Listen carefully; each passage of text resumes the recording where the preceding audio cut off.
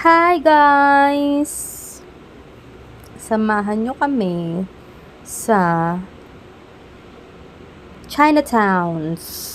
Chinatowns? Without S, sinisunok pa. Chinatown. Yan, sasakay kami sa LRT. Actually, first time namin sumakay ng LRT. Trip-trip lang naman to, pero eto na. Ito na tayo. Kahit, okay, sinisinok ako. Yan, tren. Yan yung bagong tren. Yan. Kasi ang haba ng bakasyon niya. So, naboboard na kami. Then, naisip namin, nag-isip kami kung saan kami pwedeng pumunta. So, we decided we go to Chinatown. Located at Binondo. Tama, di ba, Dre? Dre? Hello? Chinatown? Binondo? Yes, I'm correct. Eto na. Pumasok na kami sa Dr. E. Santos. May pusa yung nakahiga dyan. Ang cute-cute niya. Ngisin ako.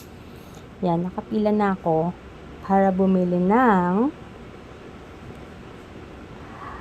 card. Actually, card siya. Okay, everyone knows it. So, yung pamasahe na lang is 30 pesos. Papuntang Carriedo Station. Yan na. Proud ang mga person. Tinatamad kasi magmotor itong aking bebe. Kaya yan. Sabi niya mag-tren na lang daw kami. Since may tren na malapit sa amin and we wanna try it. Yan, lakad. Napakasipag mag-video ng aking kasama. So, I grab it. F na F. Yan, tamang basa lang kung saan kami pupesto. Kasi 'di ba sa una ay female area. Yan. And nakakatuwa kasi sakto lang yung tren. Pagdating namin dyan, parating na rin yung tren. So, tada! I'm so sorry for my sinok.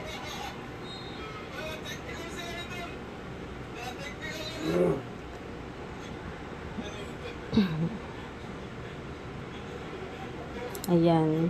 Yan. Since first station siya, wala pang tao. So, makakaupo pa kami.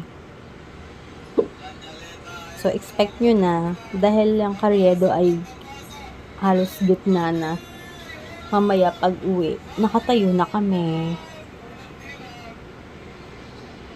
Ayan. May kasama nga pala ako. Ay, sinabi ko na pala, diba? Nakasama ko ang aking bebe. Okay, kasama ko siya. Yan. Bibidyohan niyo daw ako mag-exit. Mag-exit. Sa exit. Akala niya ata first time ko. Siya nga ata itong first time. Yan. We arrive at Quiapo Church. Actually, nakasubaybay kami sa Batang Quiapo. Kaya tuwan-tuwa kami nung nakita. Actually, tuwa ako nung nakita ko yung Quiapo Church. Since first time ko dyan, at siya naman ay nakailang punta na. Dahil may friend naman siya na malapit siya nakatera. So, he knows it. Kaya siya ang aking tour guide. Dragon fruit. Actually, sikat yung dragon fruit. Masarap daw yun, pero hindi ko siya natikman, guys. Ang haba ng pila, tapos nawala na sa isip namin bumili. Ayan, pumasok kami sa isang store. Gift store siya. So, we buy some, random gifts. It's mag-Christmas and New Year. And yan. Ang picture ni Rigor. Rigor si Tanggol. Yan. Yung place na yan, dyan yung may scene dyan na tinik sa Batang Quiapo, kung saan may kasama si Lena at saka si Rigor, yung character, which is may something silang dalawa. Short kabit si Lena, then nahuli ni Aling Tinding. Yarn. So, actually naalala ko talaga yung scene na yun. At saka sinabi rin kasi sa akin ng Boy Fee na yun nga, sinot daw yung Batang Quiapo dyan. So, nung sinabi niya yun, naalala ko yun. Yung scene nila Tinding. Basta mga kabit-kabit talaga naalala eh. Ayan, umorder ako ng satanghan. Siya naman ay chicken silog. Yeah. Masarap yung satanghan, guys. Mura lang siya actually. 80 pesos, I think. Dre, magkano yung satanghon? Magkano yung satanghon? 80, diba? Hindi ko alam. Hindi niya daw alam. Ano yung 80? 80. Ayun, 80 nga. Yan. Diba? May picture pa ni Len tsaka ni Tanggol talaga. Mondragon. Resto Mondragon. Parang familiar, no? Parang teleserye sa sa ABS-CBN dati. Yung kaila yung kaila Beauty Gonzales. Ang Kadenang Ginto. Di ba yun? Okay. Ang dami nang alala. So, ang tagal kong kumain. Talagang papakita ko sa inyo paano maubos yung paano maubos yung sotanghon. Papagod na ako Hirap palang voice over na sinisinok. Ayan, usap-usap lang about stuff. Wow, about stuff. About something. Matino siya kausap dyan. Matino rin akong kausap. Madalas kasi hindi.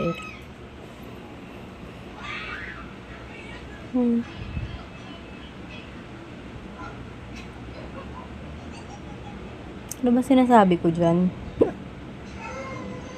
Basta ang sabi ko dyan,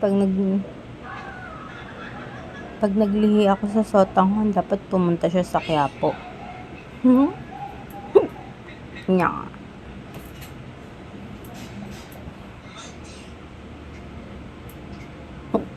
Yan. Tapos na ako kumain yan. Yan, retouch. You know, girl thing.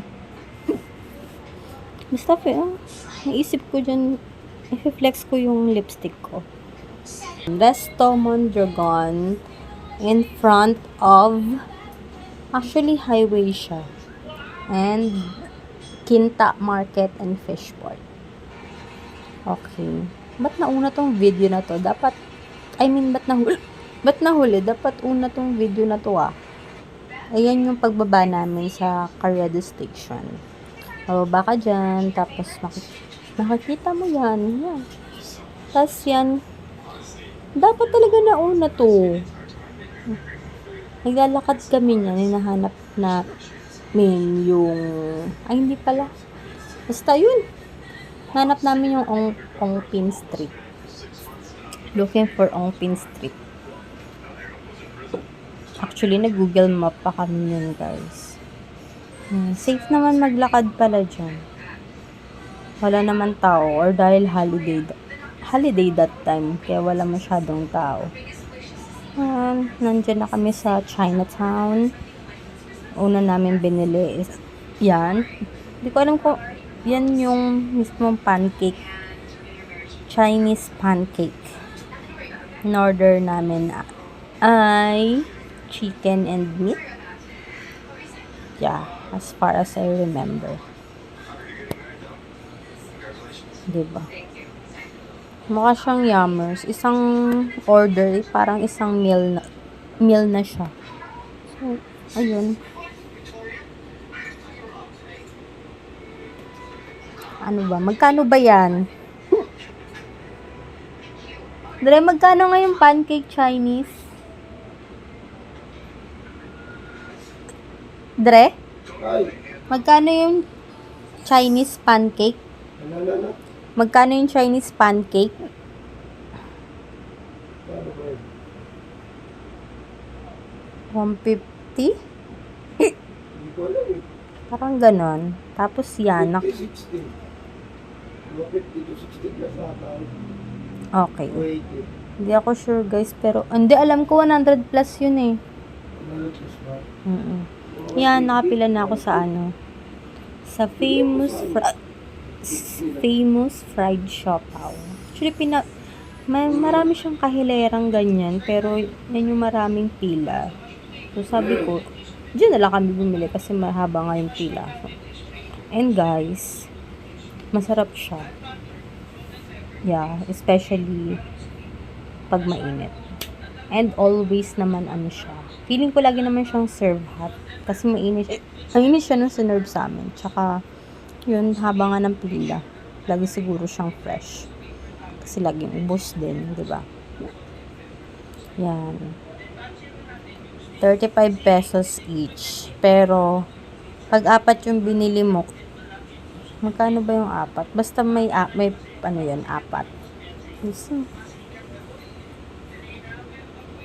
Bumili lang kami ng drinks kasi nauuhaw na kami. Napapagod na rin ako. Nag-voice over na sinisinok guys. Yung binili kong drinks dyan, I like it. Yeah, it's kiwi something. Hindi ko maintindihan yung brand eh. Kasi Chinese or Korean ata yung Chinese, Japanese, Korean. Basta ganoon. Yan. Dito kami sa ano. Punta kami sa Estero. Basta Estero. Dito rin sinut yung isa sa mga scenes sa Batang Quiapo guys. Diba? Fun. Yan, Estero fast food. May scene dito na nagtrabaho si Coco Martin, si Tanggol. Basta yun. Tapos parang tanggal din siya kasi yun na, si Tanggol lagi nakikipagbugbugan. Basta yun. Yan, naglakad lang kami. Tsaka, sana nalaman ko na nung una na may mga ganito palang kainan. Dapat ito na lang kami kumain. Gusto ko pa sanang kumain dyan. Pero, busog na ako eh. Ayoko na.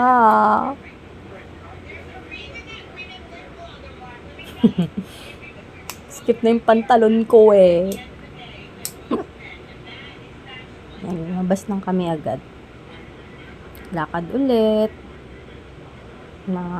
Actually, hindi namin alam kung saan kami pupunta eh. Kasi hindi ko rin alam kung anong kakainan dyan. Basta nakikita ko lang na maraming kakainan sa Chinatown. But specifically, yung mga location, hindi ko alam. So, ang layo na nilakad namin. Pero ang Pin Street lang yun na, dulo to dulo. Yeah. Slate ko na siya ulit na panood na may yung mga famous nila dyan kainan like yung Xiaolong Bao, tapos yung sugar cane juice, basta ganun. Pero guys, nung time na pumunta kami dyan, since ano ba yan, New Year, January 1 ba yan? Ay, hindi. Before New Year, December 30. Yeah, 30. 31. 30 or 30. Tayo. Nakalimutan ko na. Basta holiday. So, ang daming sarado.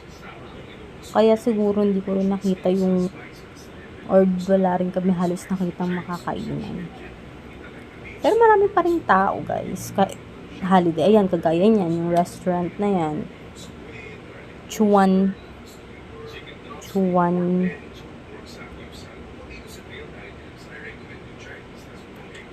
1 key. Ayan, ang haba ng pila, yan.